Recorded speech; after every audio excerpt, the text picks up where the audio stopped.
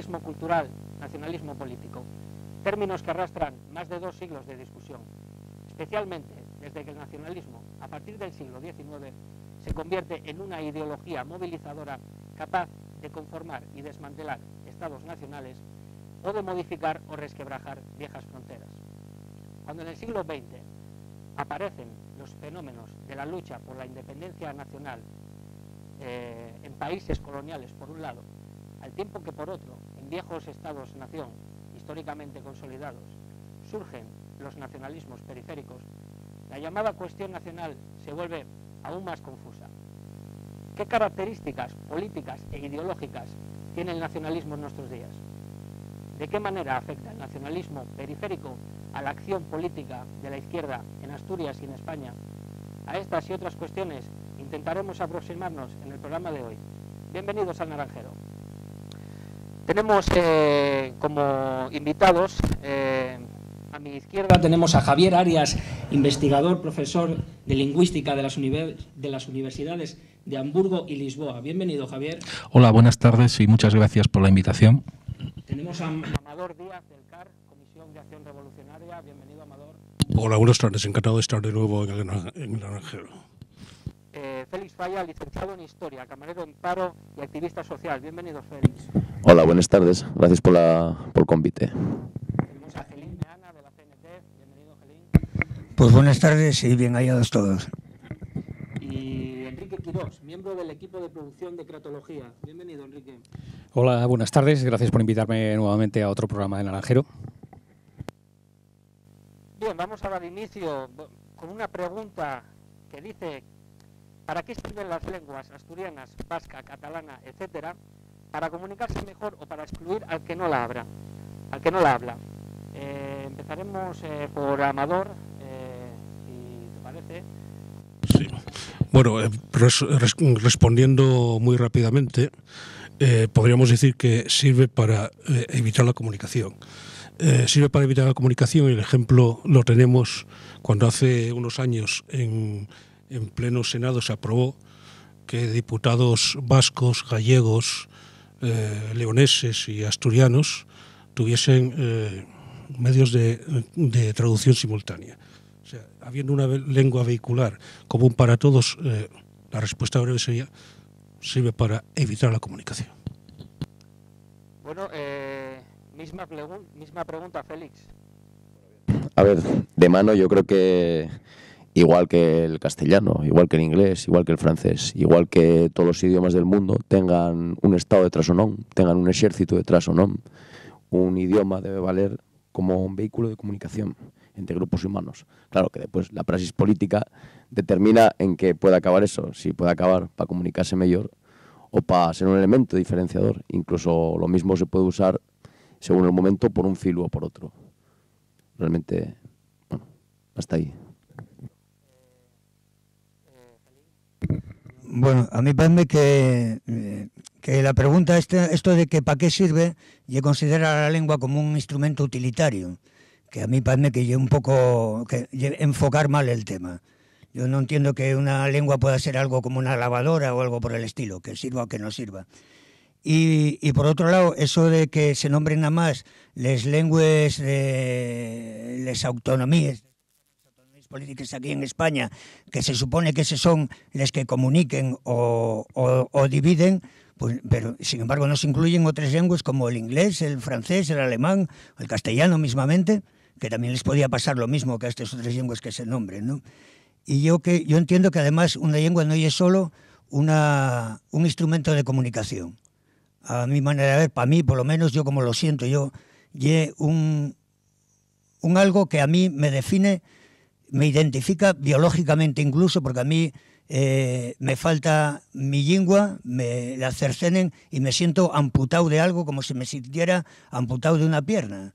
De la misma manera que si me faltara una pierna, yo noto que a mi propio ser falta ahí algo cuando no puede disponer, cuando se encuentra amputado de la lengua. Entonces parece que hay algo más que un instrumento de comunicación, bastante más que eso, vamos. Esto hay que tener en cuenta que en unos sitios unas lenguas que son de Estado, en otros pueden ser lenguas minorizadas. En Puerto Rico el castellano sufre una situación de marginación. En Estados Unidos sufre una situación de marginación también. Entonces, bueno, que también en lo que unos sitios puede parecer lo que de estado lo mainstream, lo de sentido común, usarlo, en otros sitios los mismos falantes de esa lengua puede darse ellos la misma justificación en aras de beneficiar otra lengua. Entonces, bueno, sobre esa cuestión de las vueltas que da según la frontera que puede. Enrique, ¿tu opinión? Bueno, yo opinión no tengo ninguna, pero porque las opiniones son como las ideas, que son una cosa nefasta, sino trato, luego otra cosa es que lo consiga o no, de intentar descubrir un poco en la medida en la que se pueda las falsedades y los embrollos que haya sobre un asunto del que se habla, porque siempre cuando se habla además se habla contra algo, se quiera o no se quiera, porque se le hace ser precisamente. Y con esta cuestión, cualquier lengua, lo primero que hay que recordar es que no le pertenece a nadie, la lengua no es de nadie, no hay propiedad de nadie. La lengua, como mucho, podemos decir que le pertenece a la gente, al pueblo, a eso que hay pero que no existe, y que por lo tanto, aunque sea lengua, pues será y servirá, entre otras muchas cosas, a la gente y al pueblo como un elemento de comunicación, aparte de otras funciones que tiene la lengua y no solamente la de la comunicación. Pero se nos mete por el medio el poder, y el poder trata de utilizarla. La lengua misma poco puede hacer el poder contra ella, por cambiarla, por modificarla. No, la sexta flota no puede nada contra un cambio fonético, por ejemplo, no puede alterar un mero fonema de ninguna lengua, pero sí puede vehiculizarse una relación de poder en torno a ella. Y sobre todo, y especialmente con algunas de esas lenguas que ahí se nos citaban, con el ansia de constitución de un Estado. Es muy difícil que se constituya un Estado sin que haya una lengua. El famoso hecho diferencial al que se suele aludir, por lo tanto, es nuclear para esa constitución de un Estado. Entonces, donde ya el Estado está constituido y donde ya hay una lengua, la que sea, me da igual, pues ya esa lengua estará mucho más relacionada con el poder. Donde no lo está, el constituirse como tal, precisamente que haya una lengua, la que sea, me da igual, lo hace ser ya parte, de alguna manera, de esa lengua del poder, aunque a pesar de todo hay esa contradicción con que la lengua como tal es del pueblo. Espero que podamos luego discutirlo con más amplitud. Bueno, Javier. Bien, yo no querría entrar en muchos tecnicismos porque el tiempo no lo permite. Sí querría, de una manera un poco provocadora, incidir en que esta distinción de Babel, al nivel que se quiera establecer, sí que contribuye, sobre todo, y más en nuestros días, a mover ingentes cantidades de dinero. Sin eso sería impensable. Luego, si queréis, podemos entrar en eso en otro momento del debate. No quiero entrar en detalles, sí querría, sin embargo, incidir en algo que es bien conocido en la lingüística, y es que, por desgracia, las conquistas o los descubrimientos de la lingüística muy pocas veces alcanzan al público general, salvo términos como palabra o sílaba o alguno de estos. Es una cosa, un asunto bien asentado desde hace más de 50 años, que la lengua, y mejor dicho, el lenguaje humano, del cual cada una de las lenguas particulares son instanciaciones,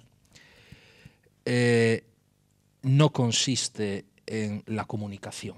La comunicación es algo muy periférico, superficial y hasta podría decirse prescindible. No tenemos aquí probablemente tiempo para entrar en los detalles. Pero algo de lo que ha apuntado Meana va en esa dirección, algo solo. Hay un funcionalismo burdo de para qué sirve, en unos términos de resultados en el mundo exterior, por así decir, de rentabilidad, por ejemplo, que no se aplican a la lengua en el sentido en que estamos habituados. Lo cual no quiere decir que la lengua no cumpla unas funciones y que no esté regida ella misma por el llamado principio de funcionalidad y hasta de economía, ¿no? Como en los cambios fonéticos o en la estructuración de muchos procesos sintácticos, etcétera, se ha establecido, ¿no? No quiero, pero bueno, eso valdría como introducción por mi parte. Pues muchas gracias, Javier. No nos separamos de ti. Queremos saber qué es para ti el nacionalismo. ¿Es algo positivo? Bien, yo he traído algunos datos, quizás sirvan para situar la cuestión. No me importa tanto entrar en el detalle de si a lo mejor esto se ha modificado en el último año, etcétera. No es tanto discutir los números exactos, sino como punto de referencia. Según me consta, actualmente, si acudimos al número de Estados miembros de las Naciones Unidas, contamos con que se consideran 193 países, naciones, Estado. Aquí hay una polisemia intencionada en ese sentido. Hay además, curiosamente, 4 de sus fundadores no eran países independientes en el momento de la creación. Curiosamente, uno de ellos, Ucrania, está en los periódicos y en la televisión últimamente con mucha frecuencia. Y luego además tenemos 2 estados observadores, Ciudad del Vaticano y Palestina, con todo el componente religioso que esto conlleva. Bien, tenemos 193 países. Y se considera que fuera de esos no hay países, incluso regímenes reprobados como el de Corea del Norte pertenecen a la ONU. Por otro lado, tenemos el número de países participantes o de naciones. En los últimos Juegos Olímpicos de 2012 son 204. Una cifra parecida, 209, la constituye la Federación Internacional de Fútbol, que es probablemente la más extensa, a la cual se suman otros 13 afiliados que están afiliados a la Confederación, pero no al grupo, digamos, superior, al organismo superior. ¿Qué quiero decir con esto? He tomado 3 puntos de referencia, ¿verdad? La FIFA, los Juegos Olímpicos y la ONU. Vemos que no son cifras coincidentes, pero que se mueven alrededor de los 200, en un valor alrededor de los 200.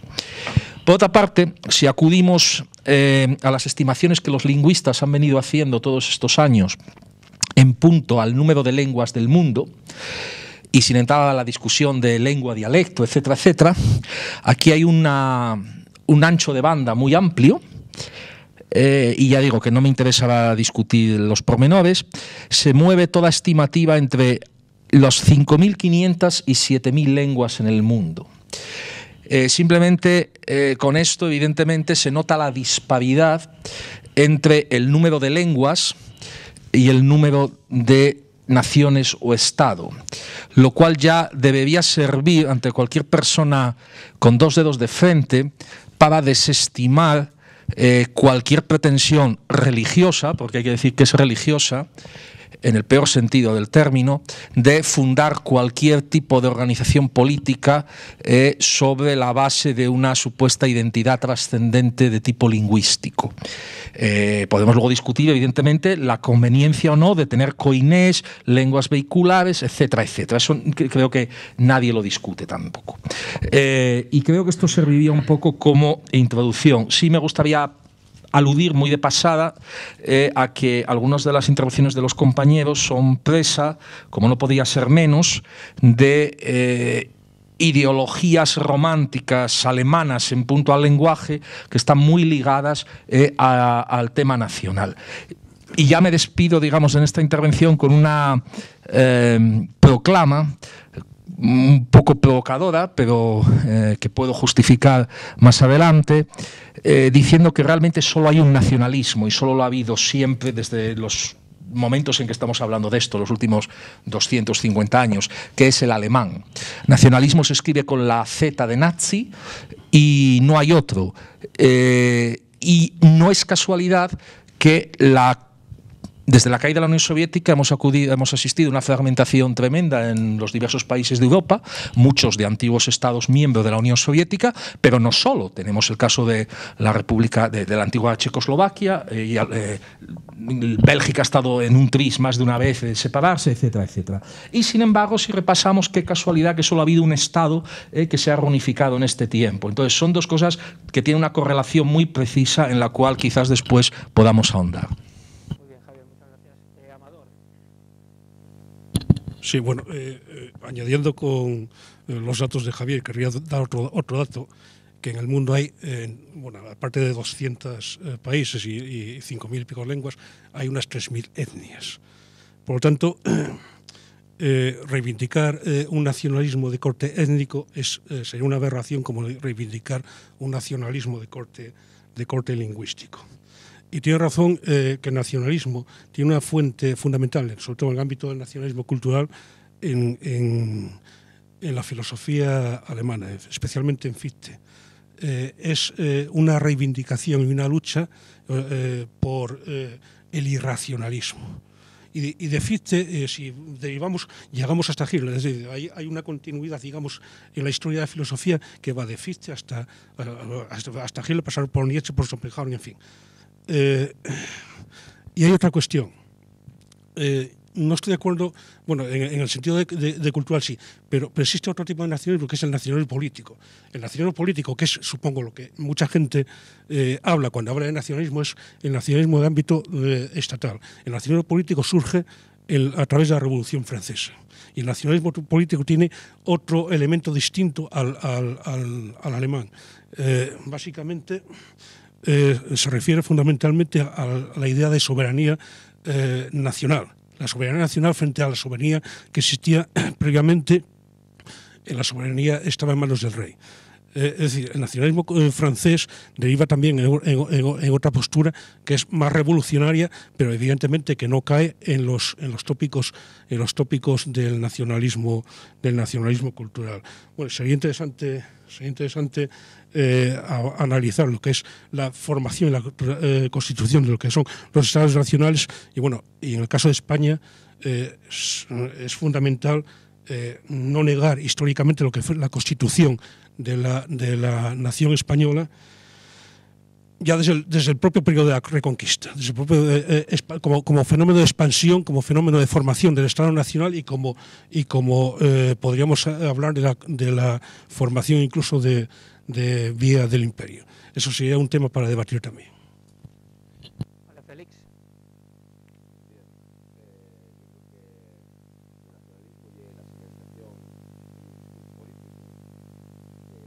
Prende el micrófono. Bueno, a ver, el nacionalismo creo que es la señalización dentro de un discurso político de la centralidad, de la importancia de la existencia de una nación o de un proyecto nacional. Esto pues abarca un espectro amplísimo, va desde la una grande y libre del franquismo, y no solo del franquismo, a la lucha del pueblo palestino por la su libertad. Va desde la sinrazón del nazismo a Fidel y el Che entrando en La Habana. El nacionalismo ya es algo muy amplio, está muy insertado dentro de la condición política humana y recorre muchos caminos. No podemos hablar del nacionalismo en términos exactos de si es tal o cual, y es muy difícil porque hay muchos nacionalismos y es algo mucho más líquido que hablar de esto, aquello, ¿pero de lo qué otro. nacionalismo hablamos? ¿Del cultural, del político? Del político. Decir, efectivamente, del político. Entonces no hablamos del nacionalismo asturiano. No, nos referimos al nacionalismo que fala de soberanía de un grupo humano. Pero Asturias no entra en esa línea. Bueno, una cosa podemos entrar en los orígenes y otra en hacia dónde evoluciona, porque los cores no son estanques y van de un lado a otro. Obviamente, pues podemos hablar del nacionalismo asturiano y un nacionalismo un nacionalismo fundamentalmente cultural, que viene de una época, que viene a partir de un movimiento de reivindicación lingüística, de Concello Bable, y a partir de ahí pues hay gente que va más allá del la Sí, reivindicación vamos a ver, lingüística. estás hablando del espíritu del pueblo, es decir, del Volgas. Estás hablando de Fichte, estás hablando de racionalidad del planteamiento. Es decir, vamos a ver, estás olvidando, por ejemplo, que, por poner el ejemplo de Cataluña, que tanto se reivindica el símbolo de los segadores. El himno de Cataluña es los segadores, traducido. Pues bien, la revuelta de los segadores, y tú supongo que lo conocerás como historiador, la revuelta de los segadores se hizo al grito de «Visca el rey de España y mueran los traidores». Sí, bueno, y algo que podemos ver también en las revoluciones. Es algo que podemos ver en la formación de todo nacionalismo. Decía Renan, todo nacionalismo tiende a falsear la historia. Y si se falsea la historia podemos decir un montón de estupideces, pero al final no vamos a ninguna parte. Es decir, el nacionalismo es, visto desde el contexto sueno, es una verdadera aberración. Bueno, yo creo que deberíamos aforrarnos vocablos como aberración en ciertas cosas, sino más bien enfrentar ideas. Creo que la idea de un grupo humano de constituirse en nación, a través de un proceso constituyente, pues constituirse en algo, más allá de que sea la mi idea o no, pues a mi parece de mano legítimo. Después pues podemos ver hacia dónde evoluciona, ¿para qué? ¿Para qué se quiere eso? ¿En qué va a parar eso? Obviamente pues hay muchos matices, pero creo que el nacionalismo, planteándolo como nacionalismo político, y un nacionalismo que va hacia la soberanía. Yo creo que el asturiano o cualquier nacionalismo que no tenga Estado y que no tenga esa soberanía todavía. Sí, quizás puntualizar muy brevemente varias cosas. Se ha mencionado a Fichte, que es efectivamente el padre de todo esto, no 100% de la manera en que Amador, ¿verdad?, lo ha formulado, pero sí, el tema del Volkskriegs es un poco más complicado, pero sí que hay que incidir en algo. Además, en países vamos a hablar muy claramente. Con esto no quiero andar en ningún tipo de complejo de inferioridad, pero hemos estado aquí siempre en la periferia del mundo y en el Tíbet espiritual desde muchos siglos, y hemos tomado prestado lo que nos han llegado, lo que han tenido a bien dejarnos por aquí franceses, alemanes o quien estuviese de paso. Y muchas veces ni siquiera hemos hecho el mínimo esfuerzo de asimilación de aquello que nos dejaban. Quiero decir con esto que se utilizan conceptos, ideas o términos o eslogans de una manera ciega y acrítica. No quiero decir que un estudio filológico o histórico resuelva todo, porque no lo hace, pero sí nos despierta un poco la vigilancia. Bien, Fichte es el creador de la idea de la Selbstbestimmung, que si quisiéramos traducir literalmente del alemán, sería autodeterminación. Ahora bien, traducir autodeterminación, el término de Fichte sí es una aberración, puesto que este término ha quedado luego incorporado ideológicamente en el espectro nacional con un sentido que no tiene nada que ver con Fichte. Entonces tendríamos que traducirlo de Fichte con algo así como determinación propia o algo por el estilo. Curiosamente, Fichte trata esto en parte en el tema del derecho, pero también en un texto que se llama sobre la determinación del sabio, über die Bestimmung des Gelehrten. Y una cosa, se puede discutir mucho Fichte hasta qué punto lleva automáticamente a Hitler o no, etcétera. No es tan sencilla la cosa, pero sí hay algo que es muy importante tener en cuenta. Toda esta idea de autodeterminación la toma prestado hoy en día cualquier grupo social, político. Es cierto que luego la ONU ha hecho una serie de previsiones al respecto, pero hasta donde yo sé, restringidas realmente al marco de procesos de descolonización que nada tienen que ver con los que estamos hablando en un ámbito, digamos, más europeo, dentro del territorio europeo. Creo que estaremos todos de acuerdo en que Argelia o Camerún o cualesquiera de estos países, o Belice, no tienen demasiado que ver con el problema que se plantea en Lieja o en Tarragona.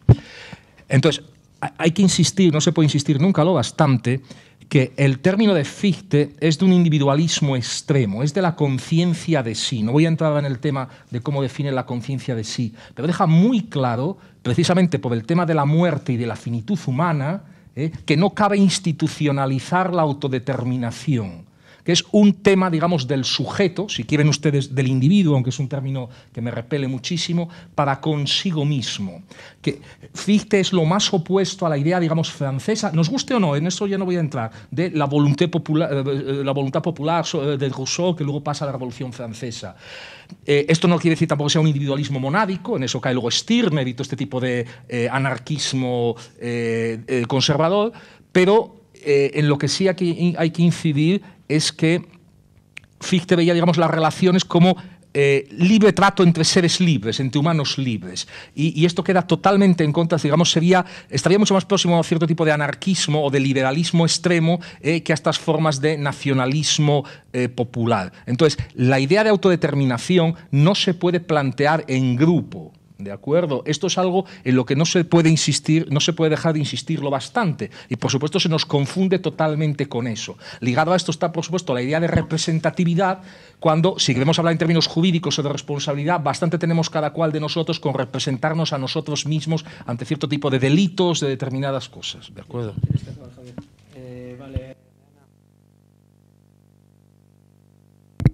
Bueno, pues justamente yo voy a ir un poco por ahí. Yo entiendo que el nacionalismo en realidad es una instrumentación, una perversión de la necesidad que tienen las comunidades de relacionarse políticamente, de estructurarse incluso y de relacionarse políticamente. Y se entiende que por parte de sobre todo de los grupos que aspiran a determinar los designios de una u otra comunidad, que esto no puede hacerse más que a través del Estado. Y en ese sentido, el nacionalismo es un efecto del Estado o de la mentalidad estatista. Yo justamente a lo que iba a apelar es que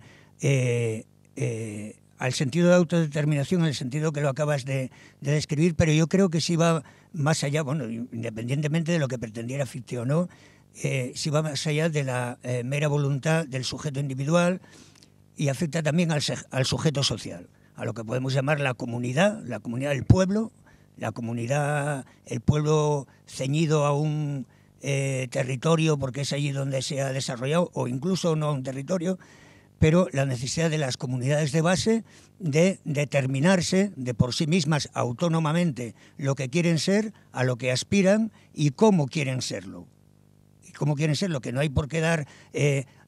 yo no desemboco en el sentido que antes decía Félix, de que eso desemboca en la soberanía. No, yo pienso que eso en lo que desemboca, o mejor de lo que parte, es de la autonomía, que hay un concepto totalmente distinto.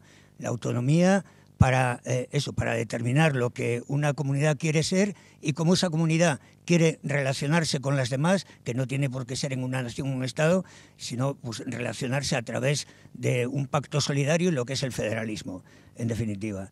Entonces, bueno, voy a dejarlo ahí de momento. Vale, Enrique.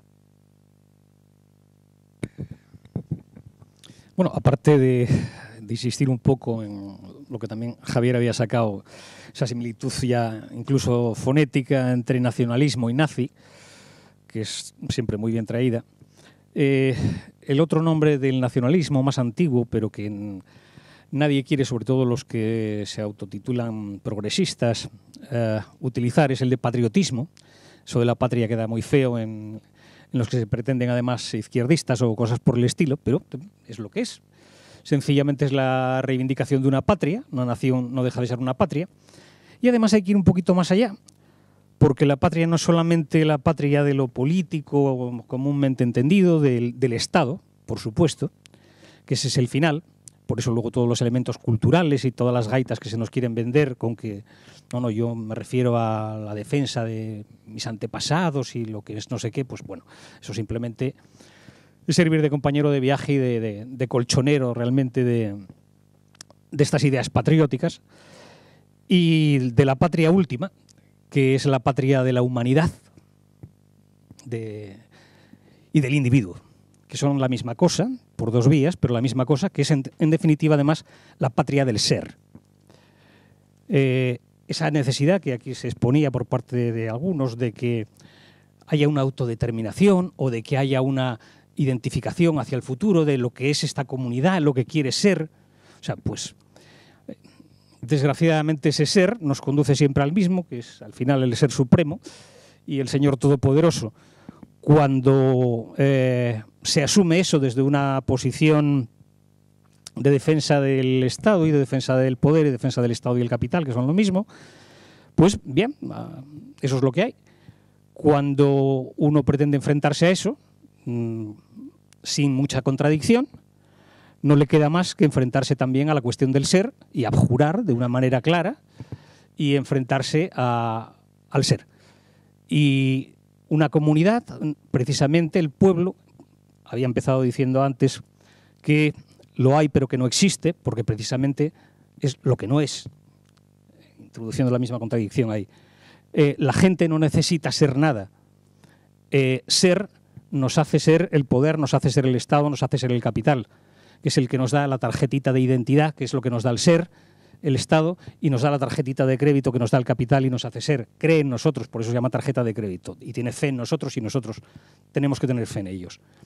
Por lo tanto, cualquier cuestión que sirva para reforzar la idea de ser, de lo que soy, o todavía más duro y más fuerte, de lo que seré, porque somos la patria en ciernes y allí iremos a conquistar el futuro brillante, pues eso no es más que servir al poder y luego allá cada cual con lo que haga.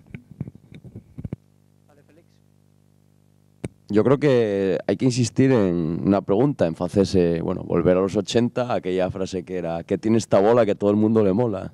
Y parece que todos falamos de, al final, eso está muy presente, el tema, yo no iría tan atrás a Fichte.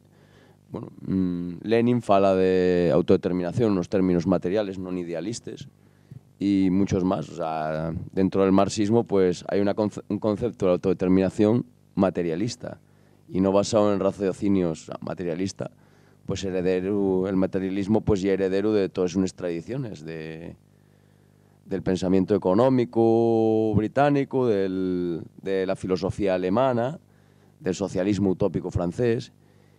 Y bueno, ahí también existe una concepción de autodeterminación. Entonces no podemos hablar de una autodeterminación, tenemos que hablar de conceptos de autodeterminación. ¿Qué concepto de autodeterminación podemos defender? Pues el que queramos realmente. O sea, no podemos decir, oh, ¿por qué sigues a Fichte? Pues a una persona, hoy en día, a una persona que luche por X estado, Fichte seguramente idea igual, porque una persona que murió hay mucho tiempo. Y simplemente tiene unas ideas, es que sea, y podemos tirarnos de los pelos y decir, oh, pero ¿cómo no puede citar a los clásicos? Pues no, porque la gente, al final, la gente lo que importa es X cosa, tiene unos intereses políticos, y no va a los filósofos, sino, y en ese sentido, y en un sentido humano. No separar entre nacionalismo tercermundista y nacionalismo dentro de Europa, y una idea perversa, porque también podríamos entrar en qué tienen que ver los vascos con el resto de España, cuando ni siquiera, bueno, en fin, o sea, en País Vasco, ¿qué nivel de aceptación tiene el Estado-Nación español en lo que es el País Vasco? Bastante pequeña. Entonces, la pregunta es, por poner un caso, si no tendrían derecho los vascos a decidir sobre su futuro por cosas concretas. Y por meternos en sitios donde sí existe un conflicto, no en Asturias, donde este conflicto nacional no existe o es diminuto o marginal. Por meternos en realidades concretas. Yo lanzaría esa pregunta. ¿Qué faen los vascos? Cuando obviamente yo creo que no entra dentro lo discutible que la mayor parte de los vascos se sientan cómodos dentro del Estado-Nación española, ¿qué deben hacer? Porque ya con Cataluña ya tendríamos una cosa que yo no estaría muy seguro de eso, pero en País Vasco yo creo que sí lo podemos asegurar. Entonces, ¿qué hacemos? Podemos decir que se jodan o empezar a hablar en términos de definir o redefinir o repensar qué es la autodeterminación, qué es la construcción nacional, qué son esos términos. Entonces, por entrar en cosas concretas. Es que, vamos a ver, es que estamos empleando conceptos y no sabemos, me parece a mí, lo que estamos manejando. Fichte, aunque tú no lo sepas, Félix, estás utilizando su pensamiento porque el pensamiento de Fichte es el pensamiento que está en la mentalidad social. Por lo tanto, tú estás haciendo filosofía con Fichte y con Aristóteles y con Platón, aunque no lo sepas. Pero bueno, aparte de eso, se habla de patria y si no me equivoco, la primera vez que se habla de patria en España lo hace después del Imperio Romano, digo. Lo hace Alfonso X, cuando habla precisamente de la necesidad de reconquistar la patria perdida. Y hay una idea histórica de nación ya. Patria, posteriormente, en la Revolución Francesa, patria es el pueblo en armas. Por tanto, la patria tiene un concepto revolucionario en ese momento. Hablar de Lenin y la autodeterminación, bueno, Lenin dijo una frase que es para enmarcar, para que todos los nacionalistas asturianos, gallegos y de Casa de Cristo lo sepan perfectamente, y españoles, sí. Lenin dijo: no pintéis el nacionalismo de rojo.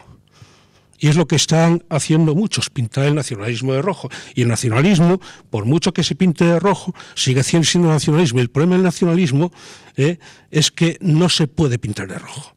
Y el tema de la autodeterminación es otra discusión. No es lo que estás planteando aquí. Ni se está planteando en Cataluña, ni se está planteando en ningún sitio.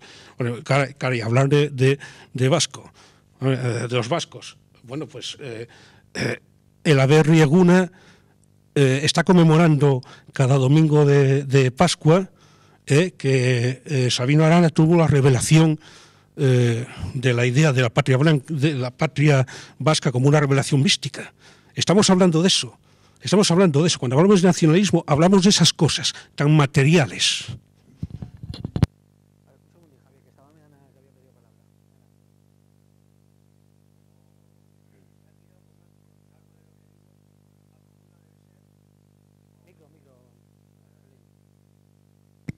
Que digo que como se tiró contra algo de lo que dije, contra agarrar el rábano por los fuelles, según yo entiendo, a juro del ser como del no ser y a juro del todo como de la nada. Entonces, cuando yo hablo de la autodeterminación de los pueblos, del derecho de autodeterminación de un pueblo a autodeterminarse, no digo en lo que quiere ser, digo que qué es lo que quiere hacer con su vida social, con su vida política, cómo quiere organizarla y de qué instrumentos se va a valer para llevar adelante esa organización. Con quién se quiere relacionar, si se quiere relacionar con alguien o no lo quiere hacer. Pero de la misma manera que el individuo tiene derecho a decir, en el momento en que tiene razón, tiene derecho a pensar sobre sí mismo y cómo está constituido y lo que pretende hacer, tiene derecho a pensarlo y a elegir ese camino. Puede estar equivocado, puede no estarlo, puede constituirse en individuo o no, pero puede pensar sobre ello y puede decidir sobre sí mismo, sobre los pasos que va a dar en la vida. Y ese mismo derecho lo estimo a través de los pueblos. Luego, por otro lado, me parece, yo para nada he nombrado la patria, por si acaso, no vaya a ser. Y entonces, en ese sentido, me parece maniqueísta la argumentación. Eso de que si los nacionalistas utilizan la lengua para luego llegar al Estado, pues bueno, ya los nacionalistas con lo que utilicen los nacionalistas. Pero yo he dicho de la lengua y del nacionalismo lo que pienso yo, no lo que piensen los nacionalistas. Coincida o no coincida, eso en determinados planteamientos o en determinadas expresiones y es puramente circunstancial. Vamos, y esto sí también lo hago como declaración, que para nada, ni como compañero de viaje, ni nada por el estilo, soy yo compañero de viaje ni del capital ni del Estado, por nada del mundo. Y si me lo soy, se me demuestre, con los hechos. Por otro lado, sobre la cuestión del leninismo y la cuestión que el pretender que como Lenin era materialista y entonces tenía un discurso materialista sobre la autodeterminación, Lenin tuvo una discusión una polémica muy sustanciosa con Rosa Luxemburgo hacia 1912 o por ahí, a raíz de la cuestión de la autodeterminación, y en realidad en el fondo estaba la cuestión de Polonia, Rusia, Alemania, en fin. pero Lenin entendía la autodeterminación como el derecho de la nación a constituirse en Estado, porque lo que Lenin argumentaba era que el capitalismo moderno, el capitalismo de su época, lo que necesitaba era el Estado para poder desarrollarse como capital, para poder desarrollarse como capital. Luego, posteriormente, vendría el imperialismo. Y entonces, en ese sentido, necesitaba la nación, como Lenin a su vez era materialista dialéctico, entendía que los pueblos o las naciones deberían pasar por la fase capitalista antes de llegar a la fase socialista. Eso de la evolución se equivocó, vamos, sustancialmente, porque en Rusia y en China, que estaban ahí al lado, que fueron de las primeras naciones proletarias, que en el sentido de proletario pues no tenían un capitalismo industrial desarrollado como el que pretendía. No eran, en todo caso, naciones capitalistas. Ni tampoco como también se pretende. Yo sí creo que existía capitalismo en Rusia, pero hombre, ya sería desviar mucho el debate. Pero no una nación capitalista, obviamente. Digo, como un Estado capitalista. En fin. No. Sí, me gustaría matizar algunas cosas, algunos de los ideologemas que yo creo que circulan. Si tengo tiempo, mencionaré al final muy brevemente un asunto que es crucial, que es el del nacionalismo financiero, es decir, cómo estos nacionalismos no podrían ya desde los tiempos de Napoleón haber subsistido sin determinados apoyos financieros muy claros, ¿no? Probablemente sepan todos ustedes que la campaña de Wellington en la península, ejemplo maravilloso de esa contradicción, ¿no? De pulsión por una parte de gente oprimida ante un poder invasor que sin embargo es utilizado por las fuerzas más reaccionarias y deplorables del país, ¿no? Pues la campaña de Wellington, tanto aquí como en lo que fue Portugal, la campaña de Wellington fue financiada por Rothschild, ¿no? Pagándole toda la comida y sueldos del mismo modo que financiaba a la emperatriz de Austria y del mismo modo que desde Suiza se financió la revolución soviética. Todo haya que decirse. Y que se ganó la guerra, pero bueno, eso es otro tema. Me preocupa mucho el que en los ámbitos estos en que la gente tiene estas palabras nación en la boca a cada paso, se viola a cada momento aquello que Leibniz llamaba las verdades de hecho, que son un tipo de verdades muy débiles, que son, digamos, hechos empíricos más o menos irrefutables, que no tienen un carácter de verdad lógica, pero que por lo que sea están ahí. Y son aquellos que siempre han sido más víctima de la propaganda, ¿no? Por este camino nacional, pues acabemos llegando a decir que Polonia invadió a Alemania el 1 de septiembre del 39. O que Japón le tiró una bomba atómica a Estados Unidos en Washington. ¿Por qué digo esto? Porque hay dos ideas relativas al nacionalismo que están presentes, digamos, en la medida en que este quiere tomar una forma light, una forma más seductora.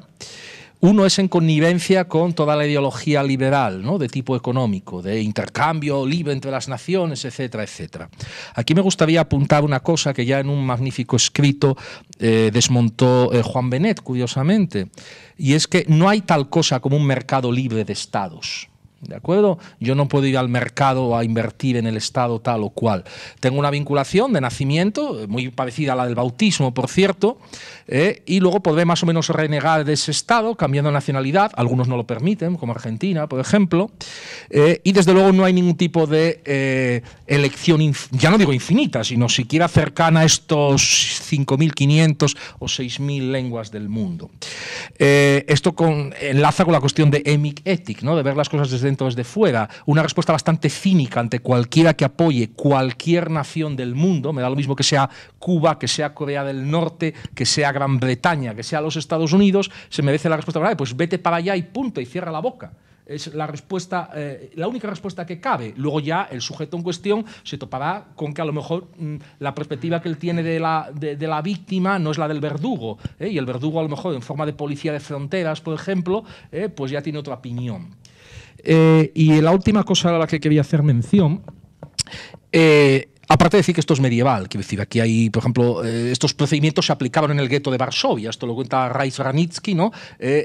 Ideas nacionales en la operatividad logística de gobierno del gueto de Varsovia por parte de los comandantes nazis, y esto llevaba a un absurdo cotidiano que incluso los que daban las órdenes tenían que pararlas a cada instante, porque es pretender que en la complejidad de matrimonios mixtos, de vida complejísima, una ciudad moderna, se puede establecer guetos en el sentido sentido más fácil. De aquí viven los buenos, aquí los malos, aquí los míos, aquí los rubios, aquí los morenos, etcétera, etcétera. Y eso en el fondo la ideología a la que estamos hablando. Y finalmente, ya para acabar, en el fondo, esta idea de tengo derecho a tal cosa, en el fondo suena como el niño pequeño que dice de mayor quiero ser doctor. Bueno, pues estudia medicina y ya veremos si lo eres.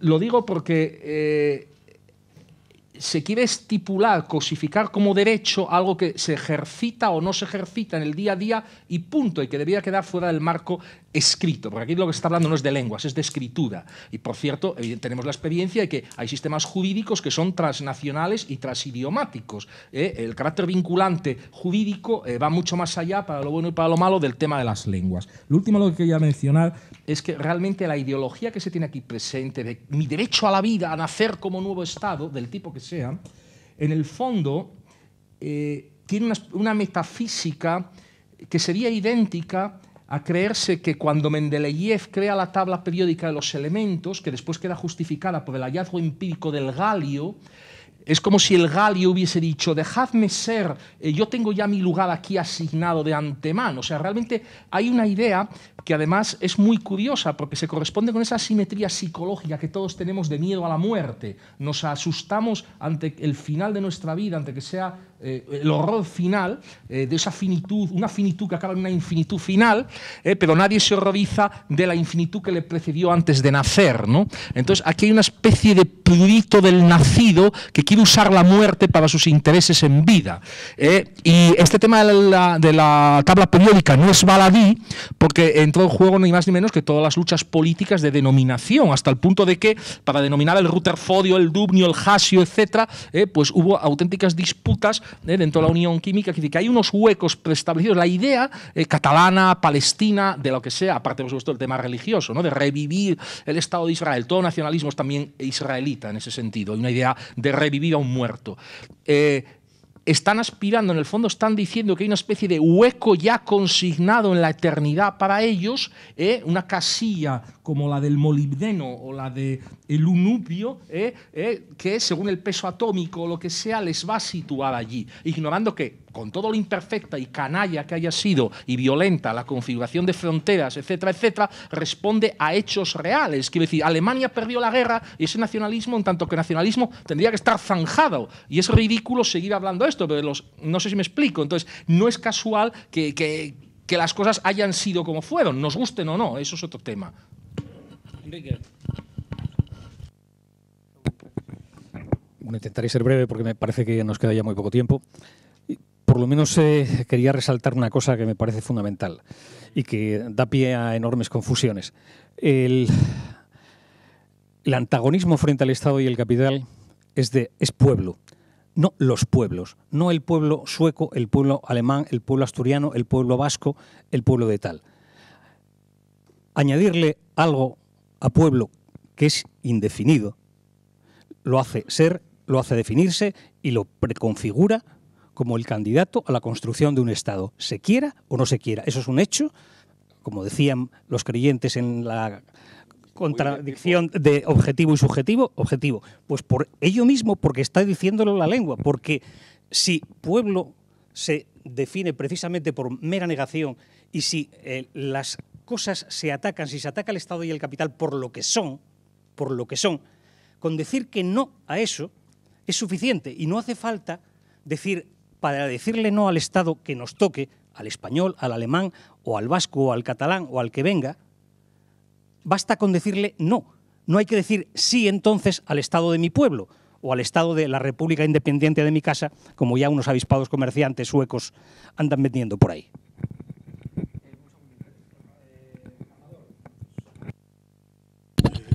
No, vamos a ver, es que en el debate Lenin-Rosso-Luxemburgo, Rosso-Luxemburgo, por ejemplo, sostenía que las naciones eran sobres vacíos a los que cada periodo y relaciones sociales dan un contenido particular.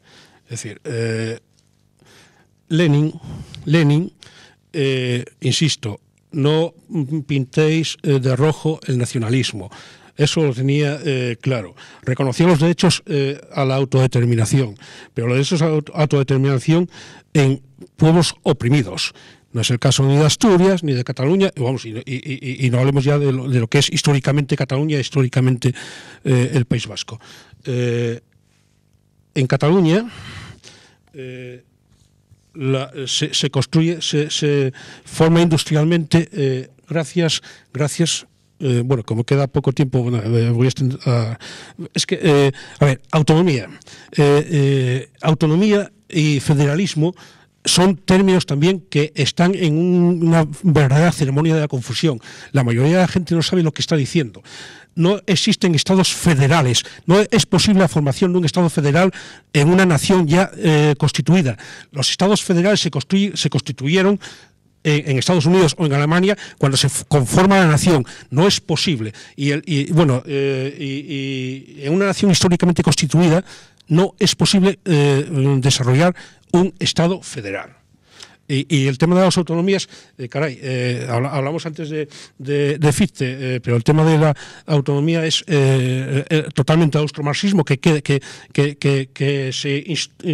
se cuela aquí en el tema de los debates sobre la Constitución cuando asumen el discursos de Otto Bauer con el tema de la autonomía nacional cultural, en fin, son una serie de conceptos que a veces se manejan sin el mínimo conocimiento del asunto.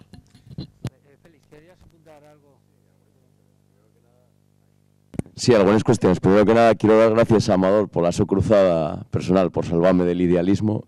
Creo que, obviamente, somos víctimas de un sistema que muchas veces marca nuestro discurso. Por un caso, el sentido común nos invade a veces y faenos también, pues nos influye el pensamiento dominante. Entonces, en ese sentido, gracias. Sí, yo no te reconozco las gracias, simplemente si siendo mayor de edad sigues queriendo creer en los Reyes Magos, cada uno es libre de asumir sus creencias. No. Yo creo que la cuestión no es esa, sino yo creo que el sujeto político o el que tiene aspiraciones es el sujeto político el que define que hay opresión, que hay libertad. Yo creo que los que aspiramos a interpretar la realidad, incluso los que aspiren a interpretar la realidad para transformarla, debemos partir de interpretar realidades. Defínela, si no digas, o sea, no utilices conceptos sin saber lo que estás manejando. Define lo que estás manejando. ¿Define lo que es? Define lo que estás manejando. Yo creo que es importante no tanto definir, sino buscar, ver qué realidades hay. Claro, yo nunca voy a pintar el nacionalismo de rojo, pero lo que tampoco voy a pintar de rojo yo lo contrario, o sea, lo que se venda como contrario. Entonces, no se trata de pintar como rojo de algo, sino el ver ese fenómeno, que hay dentro de ese fenómeno. Y un fenómeno tan amplio que pues suscita interés en ver qué hay por dentro. Y al final, a lo que me refiero, es que muchas veces nosotros pensamos en clave de fulano dicho tal, pero y zutano decía esto, mengano dice lo otro. Pero al final la gente, el común, lo que piensa ahí en términos políticos, en términos económicos, en términos de aspiración. Y en algunos sitios, pues claro, existe una aspiración de ser... En términos de intereses. De intereses, exactamente, por supuesto. Siempre está bien ese matiz. Y en términos de intereses políticos, intereses económicos. Entonces, no creo que exista realmente un nacionalismo cultural o un nacionalismo. Existe un nacionalismo que tiene un factor político, un factor cultural, un factor económico, un todo que construye todo ese nacionalismo. Según qué nacionalismo, pues puede influir más un factor u otro, pero creo que hay que hablar de un todo. O sea, no... Y por ahí ya lo he hecho. Vamos a llegar a la parte de las conclusiones. Sé que han quedado cosas en el tintero. Os ruego que nos alarguéis mucho con la conclusión, ¿vale? Intentar lo máximo posible que sea lo más breve posible, ¿vale? Empezamos con Amador.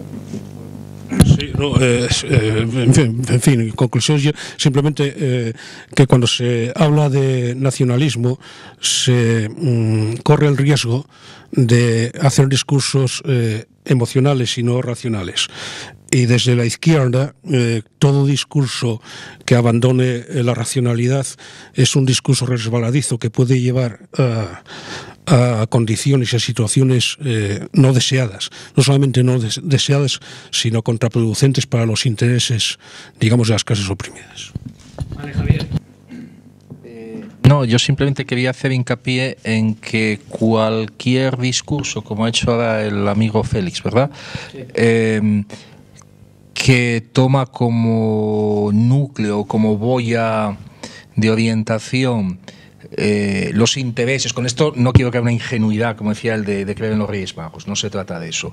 Pero, digamos, es muy complicado un discurso que asume los términos, digamos, de la realpolitik, de que estamos ante una lucha canalla de intereses partidistas, etcétera, etcétera, tiene una respuesta también cínica, pero no por ello deja de ser válida. Bien, pues entonces hazte cargo de lo sucedido y de lo real. Tú que estás dispuesto a creer en que lo real es lo que es, no des la paliza si has perdido, no sé si me explico. Entonces no vale entonces echar la mirada para otro lado cuando ha habido, y evidentemente el caso supremo de conflicto, que es el más desagradable y problemático, es evidentemente el de las guerras, ¿no? Entonces los resultados de las guerras a veces podrán pender de un hilo, pueden estar sujetos a detalles muy concretos, pero una vez que se producen llevan una serie de inercias que, si uno no quiere perder lastre ni despegarse de esa institución de referencia, no le quedará más remedio que tragar. Es decir, si uno quiere seguir siendo español en época de Franco, en algún sentido, o vota con los pies y se marcha, o toma algún otro tipo de decisiones de exilio interno o de lo que sea, pero si no, tendrá que tragar con el factum veri, ¿no? Con el hecho. Entonces, y eso, digamos, hay algo de pensamiento mágico en este querer dar la vuelta a estas cosas, cuando luego las realidades económicas, militares, de intereses circulan por otro lado. Ya digo, no es casualidad que el único país no fragmentado en Europa haya sido Alemania. ¿De acuerdo?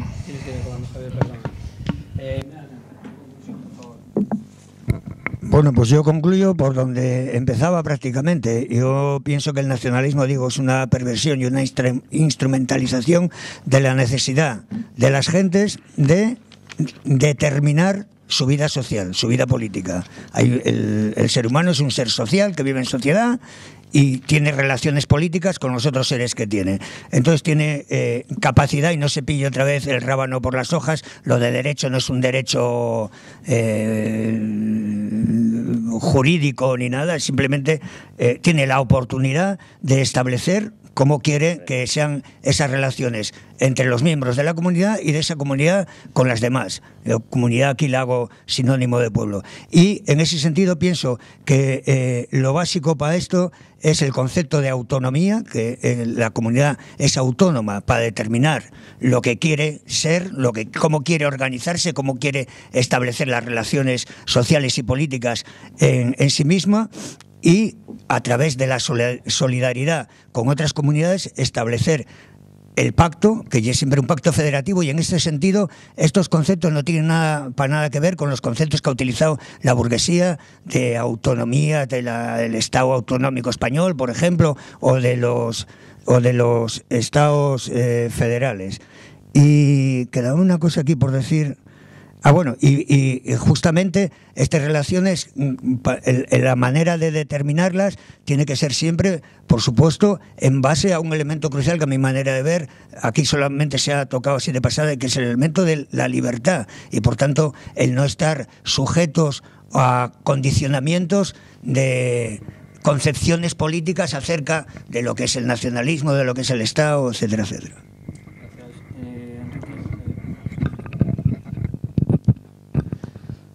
Bueno, simplemente no concluyendo que, como siempre, lo único que concluye es la muerte, y mientras se siga hablando, pues eso es lo importante.